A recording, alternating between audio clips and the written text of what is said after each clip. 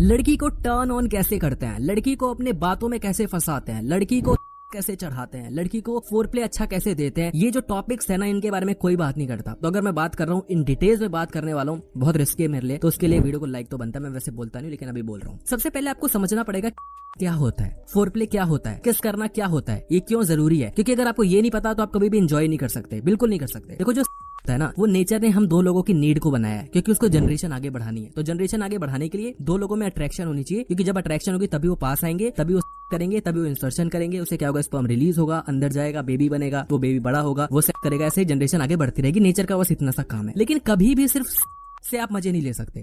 तो नेचर चाहती है तुम करो एट दी एंड, लेकिन तुम्हारे लिए जो मजे वाली चीज है वो है फोरप्ले। सबके पहले जो चीज होती है उसको फोरप्ले कहते हैं। जो टचेज होती हैं, जो किसेस होती हैं, जो देखना होता है, जो बात करना होता है, इनको फोरप्ले कहते हैं। लेकिन हम जो इंडियन मैन होते हैं, जो मर्द होते हैं या जो लड़के होते हैं जवानी में, वो बहुत बड़ी बड़ी बातें करते हैं कि तेरे भाई का इतना बड़ा है ना, हिल जाएगा देख के, हाथी भी शर्मा जाएगा, उठा दूंगा, क्रेन है पूरा। लेकिन जब सच में जरूरत पड़ती है ना आपकी, तो आप कहीं के नहीं रहते। क्योंकि अगर ऐसा ना होता तो हमारी जो 90% जो औरतें हैं वो भूखी ना होती, वो अनसेटिस्फाइड ना होती, वो कहीं पड़ोस वाले के साथ भागती नहीं, वो हमें छोड़ के किसी और की बंदी नहीं बन जाती हमारी गर्लफ्रेंड। कहीं ना कहीं हमें प्रॉब्लम है ना, तो उसको एक्सेप्ट करो और सीखो कि कैसे होता है। तो सबसे पहले चीज आपको समझना पड़ेगा कि टच कैसे किया जाता है, कैसे स्टिमुलेट किया जाता है। तो सबसे पहले आप समझो कि जो लड़की का बॉडी पार्ट्स होते हैं ना, बहुत सारी पूरी बॉडी होती है, उसमें कुछ कुछ सेंसिटिव पार्ट्स होते हैं, उनको आपको स्टिमुलेट करना है। मजा वहां पर है। जैसे कि अगर आप अपने हथेली को सामने लेकर आओ और वहां पर टच करोगे तो आपको मजा आएगा, वहां पे आपको सेंसिटिव फील होगा। अगर आप अपनी कमर पे टच करोगे तो आपको सेंसिटिव फील होगा, अपनी नेक पे टच करोगे तो वहां सेंसिटिव फील होगा। कहीं पे थोड़ी कर दोगे कि बिल्कुल। तो आपने ये समझना है कि सेंसिटिव एरियाज क्या होते हैं। तो नेक हो गया, ब्रेस्ट हो गया,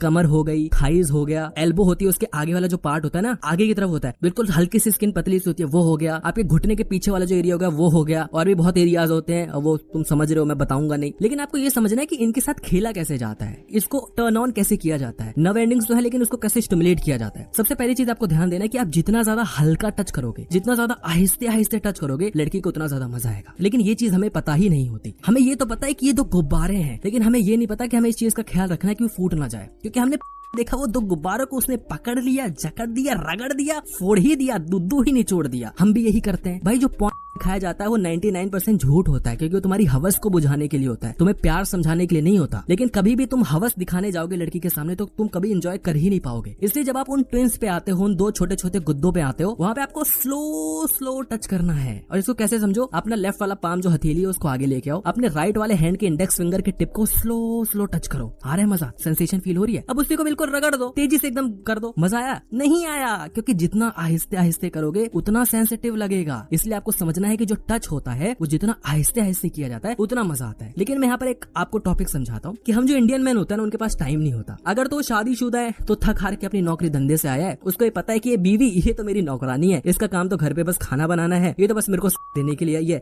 इसका और काम है ही क्या। तो बस मेरे को अपनी हवस पूरी करनी है, वो 10-15-20 मिनट का टाइम है, उसमें कर लेना है, चुपके से करना है, क्योंकि आसपास कमरों में आवाज भी नहीं जानी चाहिए। तो हमने वही थोड़ा बहुत कर लेना, अंदर बाहर करना और फिर सो जाना है। मुझे क्या ही मतलब वो सेटिस्फाइड हुई कि नहीं। और अगर हम गलती से आजकल के जमाने के जेनजीज हैं, हम बहुत ही कूल डूड्स हैं, तो हमारी गर्लफ्रेंड भी होगी, लेकिन हमारे पास टाइम नहीं होता, क्योंकि हम कहीं सुमड़ी में कर रहे होते हैं, कहीं पार्क में कर रहे होते हैं, दुपट्टे के अंदर से ही, क्योंकि जगह तो हमारे पास है नहीं, ओयो में हम जा सकते नहीं है ना, क्योंकि वो लड़की के पास इतना टाइम नहीं है तुम्हारे लिए वो निकाल के आएगी। तुम कभी भी ऐसे टाइम पे सेक्स को एंजॉय या फोरप्ले को एंजॉय करने की कोशिश करोगे, नहीं कर पाओगे। ये एक लेंथी प्रोसेस होता है, इसमें टाइम चाहिए होता है। और एक और चीज मैं आपको बता देता हूँ कि जब भी आप सेक्स करते हो या फोरप्ले करते हो ना, तो बीच का कुछ टाइम होता है जहाँ पे आपको मजा आता है। ऐसा नहीं कि आपने स्टार्ट करना शुरू कर दिया और आपको मजा आना शुरू हो गया, नहीं। ऐसा भी नहीं कि जब आप कंप्लीट कर ले तो कंप्लीट होते में जो होता है उसी में मजा आता है, ऐसा भी नहीं है। उसके बीच में कुछ ऐसा पॉइंट होता है जहां पर आपको ऐसा लगता है कि मेरे को बहुत सुकून मिल रहा है, जैसे मेरी आत्मा ही मेरी बॉडी से निकल गई। इसी को ओशो जी ने बताया समाधि लगना। वो आपको बहुत ही अभी जादुई बात लग रही होगी, लेकिन वो जो फील होती है ना, उसमें मजा आता है। और उस मजे को लेने के लिए आपके पास टाइम होना चाहिए, धीरे धीरे आगे बढ़ना है। जितना स्लो स्लो आगे बढ़ोगे लड़की को उतना मजा आएगा, तो उसे टाइम लेकर आना। दूसरी चीज आपको समझनी है कि लड़की से बात करो। आप जितना ज्यादा लड़की से बात करोगे उतना ज्यादा उसको कंफर्टेबल करोगे। बात नहीं करोगे तो आप फोरप्ले कभी एंजॉय कर ही नहीं सकते। ऐसा नहीं होता कि आपने प्लान किया है कि कल हम किस करेंगे और लड़की आई और आप किस करने पे लग गए। लड़की को कभी भी मजा नहीं आएगा। ऐसा नहीं होता कि आज मेरा मूड है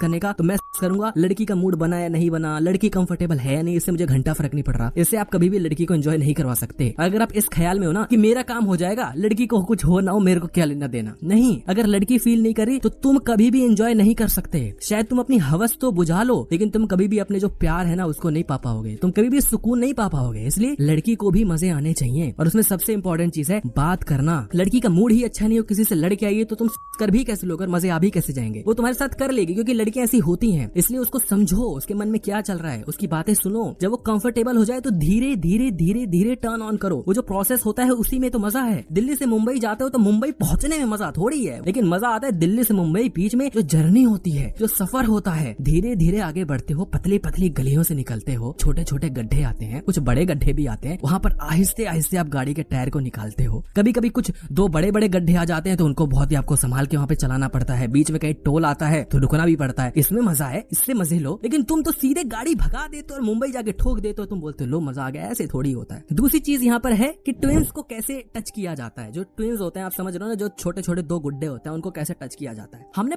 देखा है ना कि लड़का वहां पे जाता है, दोनों हाथ लेके और रगड़ देता है, निचोड़ देता है, दूध ही निकाल देता है। लेकिन ऐसा रियलिटी में नहीं होता। वहां पर आपको आहिस्ते आहिस्ते करना पड़ता है, स्लो स्लो अंदर की तरफ जाना पड़ता है। मतलब एक बॉडी पार्ट को आप एक्सप्लोर करने में भी अपना आधा घंटा निकाल दो, तब आप जिंदगी के मजे ले सकते हो। अब आप बोलोगे कि तब तो मैं पूरी बॉडी को एक्सप्लोर कर ही नहीं पाऊंगा, तो किसने कहा कि एक ही दिन में आपको पूरी जंग लड़नी है। आहिस्ते आहिस्ते जिंदगी में आगे बढ़ो। तुम्हें कभी मिला तो है नहीं कुछ, एक बार कभी लड़की हाँ करती है, तुम्हें लगता है कि उस 10 मिनट में ही सारा पूरा खेला खत्म कर दो। ऐसे मजे थोड़ी ले पाओगे। आहिस्ते आहिस्ते आगे बढ़ना है। एक दिन एक पार्ट को एंजॉय करो, दूसरे दिन दूसरे को एंजॉय करो। जितना ज्यादा आप धीरे धीरे आगे बढ़ोगे, उतना ज्यादा लड़की को भी मजा आएगा, उतना ज्यादा आपको भी। और घबराओ मत, लड़की खुद अगली बार कहेगी कि मुझे मिलना है, क्योंकि आपने लड़की को प्लेजर दिया है, लड़की को सुकून फील करवाया है। और तीसरी चीज आपको समझनी है, अनड्रेस का फैक्टर, जो कि हम बिल्कुल भी इस पर ध्यान नहीं देते। हमारे लिए होता है कि जरूरी है तो सेक्स करने के लिए कपड़े तो उतारने ही पड़ेंगे, तो कपड़े उतार दो। ऐसे थोड़ी होता है। जो कपड़े उतारने का प्रोसेस है उसमें मजा है। लड़की को सही मायने में पता ही नहीं होना चाहिए कि कब तुमने उसके पूरे कपड़े निकाल दिए। लड़की को लगे कि अरे यही अभी तो पहना था, कहाँ चला गया, तब मजा आता है। तब क्योंकि बीच में आप खो चुके होते हो, उसमें मजा है। इसलिए प्री प्लान्ड तरीके से कपड़े नहीं उतारे जाते, प्री प्लान्ड तरीके से फोरप्ले या कोई भी सेक्स नहीं किया जाता, तो अनड्रेस करने का प्रोसेस भी स्लो होता है। और मैं तो आपको कहता हूँ, अगर मान सको तो मान लेना। अगर आप कभी भी लड़की के साथ फर्स्ट टाइम कर रहे हो, करो ही मत,